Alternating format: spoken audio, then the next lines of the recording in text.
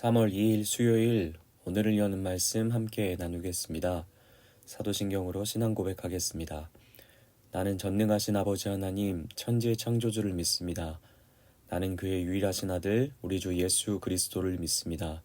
그는 성령으로 잉태되어 동정녀 마리에게서 나시고 본디오 빌라도에게 고난을 받아 십자가에 못 박혀 죽으시고 장사된 지 사흘 만에 죽은 자 가운데서 다시 살아나셨으며 하늘에 오르시어 전능하신 아버지 하나님 우편에 앉아 계시다가 거기로부터 살아있는 자와 죽은 자를 심판하러 오십니다.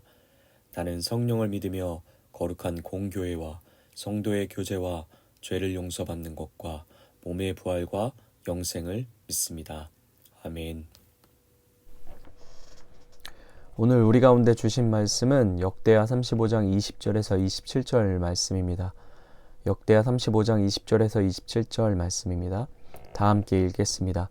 이 모든 일 후 곧 요시야가 성전을 정돈하기를 마친 후에 애굽왕 르고가 유브라데 강가에 갈그미스를 치러 올라왔으므로 요시야가 나가서 방비하였더니 르고가 요시야에게 사신을 보내어 이르되 유다 왕이여 내가 그대와 무슨 관계가 있느냐 내가 오늘 그대를 치려는 것이 아니요 나와 더불어 싸우는 족속을 치려는 것이라 하나님이 나에게 명령하사 속히 하라 하셨은즉 하나님이 나와 함께 계시니 그대는 하나님을 거스르지 말라 그대를 멸하실까 하노라 하나 요시야가 몸을 돌이켜 떠나기를 싫어하고 오히려 변장하고 그와 싸우고자 하여 하나님의 입에서 나온 르고의 말을 듣지 아니하고 무기토 골짜기에 이르러 싸울 때 활 쏘는 자가 요시야 왕을 쏜지라 왕이 그의 신하들에게 이르되 내가 중상을 입었으니 나를 도와 나가게 하라. 그 부하들이 그를 병고에 내리게 하고 그의 버금 병고에 태워 예루살렘에 이른 후에 그가 죽으니 그의 조상들 묘시에 장사되니라.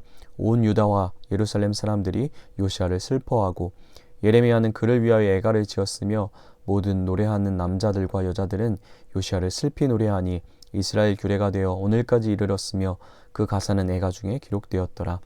요시야의 남은 사적과 여호와 율법에 기록한 대로 행한 모든 선한 일과 그의 처음부터 끝까지 행적은 이스라엘과 유다 열왕기에 기록되니라. 아멘. 사무엘 이후 이스라엘 역사상 유례가 없는 범국가적인 유월절 행사가 성황리에 끝이 나게 됩니다. 남유다 역사 속에 오랜 시간 동안 느껴보지 못한 온 나라의 축제와 같은 시간, 기쁨이 충만한 장의 시간이었습니다. 이런 하나님 앞에서의 아름다운 중심성을 보여준 요시야. 그리고 그를 통한 온 나라의 영적인 회복이 앞으로 얼마나 하나님이 놀라운 일을 남유다 가운데 행하실지 기대하게 하는 지점이었습니다. 그러나 오늘 본문의 주된 분위기는 지금까지 만들어냈던 요시야 이야기 속 분위기와 다르게 비극, 애통, 슬픔이라는 키워드를 우리 가운데 건네주고 있는 듯합니다. 왜냐하면 오늘 본문은 평생을 종교개혁가로 살아왔던 그가 평생을 말씀에 따라 유다 백성을 하나님을 경외하는 바른 길에 들어서게 한 요시야 왕이 무모한 전쟁으로 인해 죽게 되는 비극적 사건을 기록하고 있기 때문입니다. 더 오늘의 본문이 암울함으로 다가오는 건 오늘의 이야기가 남유다 역사 중 하나님의 길을 걸은 마지막 왕의 이야기의 마침표이기 때문입니다. 그러면 왜 이토록 요시야는 이런 암울한 결말을 맞이할 수밖에 없던 것일까요?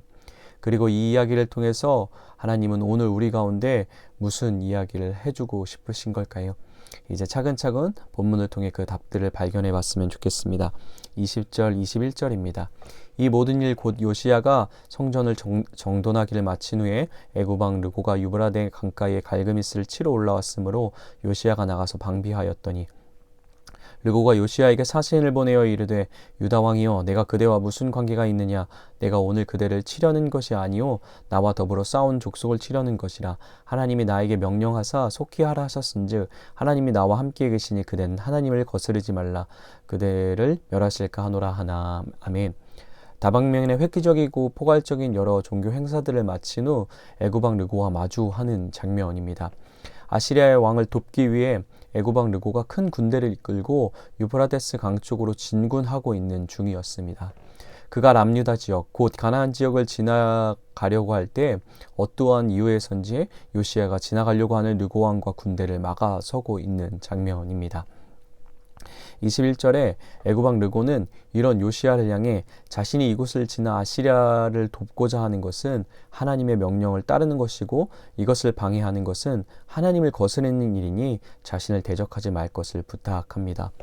오늘 본문을 잘 이해하기 위해서는 조금 이 당시 역사적 배경들을 살펴봐야 하는데요. 이 당시 근동 지역의 배경은 우리가 앞에서 살펴봤듯이 200여 년 동안 초강대국으로 군림하던 아시리아가 점점 더 쇠퇴기를 걷고 있는 시간들이었습니다. 이 기회를 타서 당시에 아시리아를 지배하고 있던 바벨론이 독립을 선언함과 동시에 동쪽부터 시작하여 차츰차츰 아시리아의 영토를 정복해 나가고 있는 시점이었습니다. 그로 인해 아시리아 중심 도시 니느웨가 힘없이 무너졌고 지속적인 패배를 맛본 아시리아의 패잔병과 같은 남은 자들이 오늘 본문 20절에 나와 있는 유브라데스 강가의 갈그미스에 모여 살고 있었습니다. 그런데 여기마저 바벨론에 의해 위협을 당하자 애굽왕 르고가 큰 군대를 이끌고 가서 아시리아 왕을 돕고자 했던 거죠. 이러한 정황 가운데 요시야가 애굽왕 르고의 가는 길을 막고 서 있는 것입니다. 그런데 왜 이 일을 요시야는 왜 애굽왕 르고의 길을 그의 군대를 막아서고 있는 것일까요?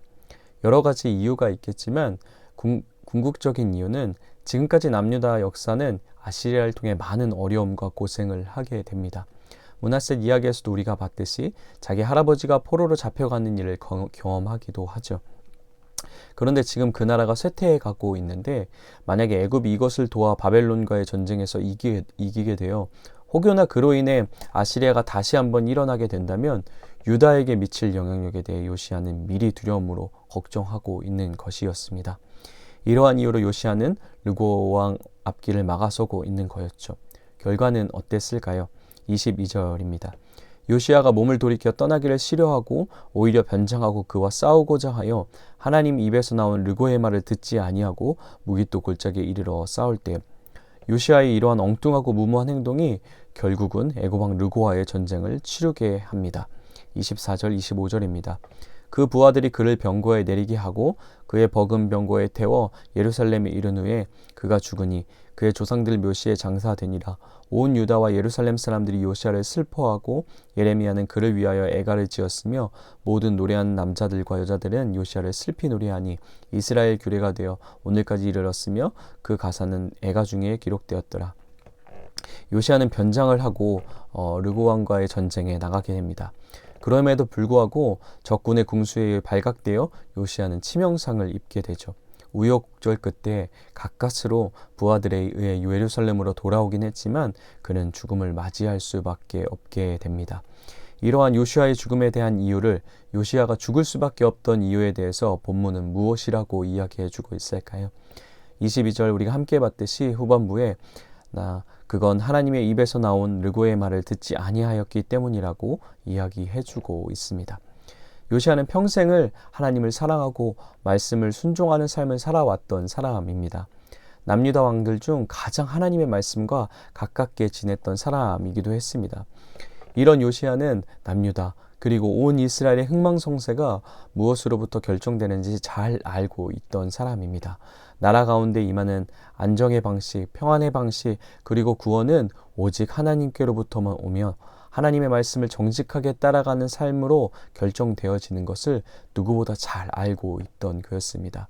그 고백으로 그가 모든 우상들을 제거하고 성전을 수리하는 개혁가의 삶을 살았던 거죠. 더군다나 바로 전 유월절 예배를 통해 우리의 구원이, 우리의 안정이, 우리의 참 자유가 오직 하나님으로부터만, 하나님께로만 올 수 있다는 사실을 온 백성과 함께 전심으로 고백한 상황이 있었습니다. 그런데 지금 요시야의 모습은 어떻습니까? 나의 나라의 평안이 하나님이 기준점이었고 하나님의 말씀이 기준점이었는데 그 평안의 기준점이 뒤바뀐 상황인 거죠. 그의 영적인 초점이 하나님의 말씀에서 다른 곳으로 옮겨진 겁니다. 마치 국제 정세 가운데 줄을 잘 서는 것이 아시리아의 운명의 방향성이 바벨론의 입지가 우리의 미래를 결정하고 우리의 안전을 결정할 수 있다라고 착각하고 있는 거였습니다. 요시야는 지금 전혀 분별함이 작동하지 못하고 있는 마치 흔들리는 다리 위에 서 있는 자 같이 이리저리 요동치고 있는 사람처럼 보입니다. 그런데 여러분, 요시야는 어떤 사람이었습니까? 우리가 함께 봤듯이 34장 2절에 보았듯이 요시아의 가장 존귀한 닉네임은 무엇이었습니까? 남유다 어떤 왕도 들어본 적 없는 좌로나 우로나 치우치지 않는 굳건한 사람이라는 것이었습니다. 그가 그럴 수 있었던 이유는 그가 절절하게 품고 살았던 세상 속 유일하게 좌로나 우로나 치우치지 않을 수 있는 언제나 영원한 기준점이 된 언제나 온전한 오름의 길로 인도할 수 있는 하나님 말씀 때문이었습니다. 그러나 그 말씀을 잃어버린 요시아의 모습을 본문은 보여주고 있는 거죠. 그러니 이리저리 요동치는 불안한 인생을 살 수밖에 없게 되고 그 결과 거짓의 시대, 어둠의 시대 가운데도 말씀이 비춰준 안내로 다윗의 길, 정직의 길을 구현해냈던 그가 지금은 잘못된 선택으로 죽음의 길 위에 서 있게 된 것이죠. 요시야 왕이 복된 길을 갈 수 있었던 건 일평생 그가 품어낸 하나님 말씀 때문이었으며 지금 오늘 우리가 함께 본 본문에서 그 복된 길을 잃어버린 건 다름 아닌 하나님의 말씀을 잃어버렸기 때문입니다. 불완전한 인생이 온전한 길을 택하며 걸어갈 수 있는 유일한 방법은 우리 주위에 도사리고 있는 불완전한 상황, 환경의 문제, 외부의 문제 그런 것들이 해결돼서가 아니라 그 가운데서도 날로 든든히 서가시는 하나님의 말씀의 안내 말고는 없는 줄 믿습니다. 그러나 이러한 요시아의 치명적 실수에도 하나님은 그 말씀의 신실하심을 끝까지 그 삶 가운데 나타내 보여주십니다. 우리 함께 봤던 24절 후반부부터 이야기해 주듯이 온 유다와 예루살렘 사람들은 요시아의 시신을 조상들의 묘에 장사하고 그의 죽음 앞에 통곡함으로 슬퍼합니다. 그 슬픔이 얼마나 컸던지 25절의 예레미야는 왕의 죽음을 애가로 지어 애곡할 때마다 이 노래를 불렀습니다. 비극적 죽음을 맞이하긴 했지만 그럼에도 훌다를 통해 약속하신 하나님의 말씀, 곧 너의 조상들에게 돌아가서 평안히 묘실로 들어가게 하리라 하는 말씀하신 그 약속을 요시야 삶 가운데 마지막까지 이뤄가시는 장면인 거죠. 그리고 26절, 27절 결론입니다. 26절에 요시아의 남은 사적과 여호와의 율법에 기록된 대로 행한 모든 선한 일과 그의 처음부터 끝까지 행적은 이스라엘과 유다 열왕기에 기록되니라. 아멘. 본문은 요시아를 향해 율법이 기록된 대로 살아왔던 왕으로 평가하며 남유다에게 허락하신 선한 왕의 이야기는 이같이 요시아를 끝으로 막을 내리게 되어집니다. 사랑하는 에바다 공동체 성도 여러분, 우리는 하나님이 영원히 다스리시는 그 나라에 완전히 입성하기까지 끊임없이 불안정한 세상 가운데 살아갈 수밖에 없는 것 같습니다. 오늘의 본문을 통해 요시야 삶 전체에서 전해져 오는 이야기는 이러한 세상 가운데 살아가면서 우리의 인생의 승패가, 우리 인생의 희비가 무엇으로부터 결정되어지는지를 예리하게 그리고 면밀히 이야기해 주는 것 같습니다. 너무 당연한 답 같지만, 너무나 당연한 이야기 같지만 그건 하나님의 말씀입니다. 하나님의 말씀은 불안정한 가운데도 평안을, 거짓과 속임 가운데도 정직을 택하며 살아갈 수 있는 능력이 되십니다. 그리고 그 말씀은 마치 남유다의 왕들처럼 우리를 의의 길로 인도해 가듯 하다가도 또다시 패역과 불순종의 길로 가게 하는 불완전한 목자가 아니라 영원히 자기 백성을, 자기의 양무리를 의의 길로, 영원한 순종의 길로, 정직의 길로 인도해 가는 능력이 되시는 줄 믿습니다. 시편 1편 1절에서 2절은 이렇게 선언하고 있습니다. 복 있는 사람은 악인들의 꾀를 따르지 아니하며 죄인들의 길에 서지 아니하며 오만한 자들의 자리에 앉지 아니하고 오직 여호와의 율법을 즐거워하여 그의 율법을 주야로 묵상하는도다. 아멘. 악인들의 꾀를 따르는 사람들, 죄인들의 길에 서 있는 자들, 오만한 자들의 자리에 앉아 있는 자들 가운데 있는 듯한 어려운 상황 속에서도 복 있는 자의 길을 가는, 복 있는 자의 삶을 살아낼 수 있는 비결에 대해 말해주고 있습니다. 그것은 무엇일까요? 오직 여호와의 말씀이 유일한 즐거움입니다. 선언하는 고백의 능력으로 그의 율법의 말씀을 끊임없이 품어내는 일들을 통하여서 우리의 인생이 악인들, 죄인들, 오만한 자들 가운데 둘러싸여 있는 것 같을지라도 복 있는 길을, 복된 자의 삶의 열매를 우리 삶 가운데 피어낼 수 있게 한다고 이야기해주고 있는 거죠. 오늘도 이러한 고백을 담아 이러한 믿음으로 오늘을 여는 말씀으로 하루를 시작해 가시는 거라고 생각됩니다. 그 마음과 중심을 아신 하나님이 맹렬한 풍랑같이 우리 인생을 요동치게 하는 상황이 도전해 올지라도 그분으로부터 온 말씀이 우리를 고요함과 잔잔함으로 그리고 평안함으로 살아낼 수 있게 하실 줄 믿습니다. 오늘도 이 말씀의 능력으로 생명의 바다 위를 그분과 함께 걷는 우리 모든 에바다 공동체 되길 예수님의 이름으로 축복합니다. 이렇게 함께 기도했으면 좋겠습니다. 하나님의 말씀의 능력을 신뢰하는 하루였으면 좋겠습니다. 그래서 그 마음의 중심을 드리는 표현으로 오늘 하루 말씀을 대면하는 자리를 귀히 여기는 하루가 되었으면 좋겠습니다. 오늘을 여는 말씀으로 메시지 성경을 듣기로 또 오늘 있을 수요 성경 읽기 시간 등으로 또 개인적으로 말씀을 읽는 자리로 우리가 그 말씀을 마주하는 자리로 나아가는 하루였으면 좋겠습니다. 이것은 단순히 종교적인 열심을 내라는 것이 아니라 종교 행위를 부지런히 해야 한다는 이야기가 아닙니다. 이것은 그 말씀을 통해 이야기를 걸어오신 하나님과 만나게 되는 사귐의 능력을 경험하는 것이고 그 사귐 속에서 제시해 주신 방향성을 따라 걷겠다는 주인 되심을 고백하는 자리로 나아감을 이야기합니다.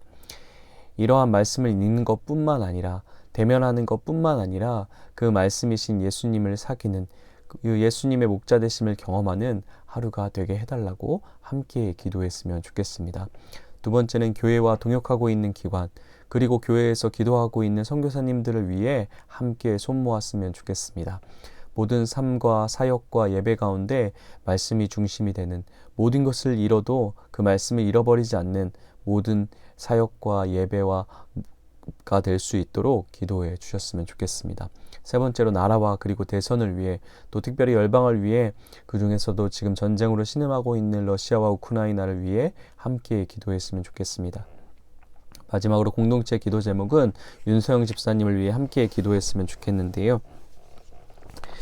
개인의 기도 제목은 늘 성령 충만하여 감사하는 마음으로 하루하루를 살아가게 하옵소서. 가정을 위한 기도 제목은 믿음으로 하나 되는 가정 되게 하옵소서. 삶의 현장 등을 위한 기도 제목은 사업이 번창하여 하나님의 도우심을 이루었노라 고백할 수 있게 하옵소서.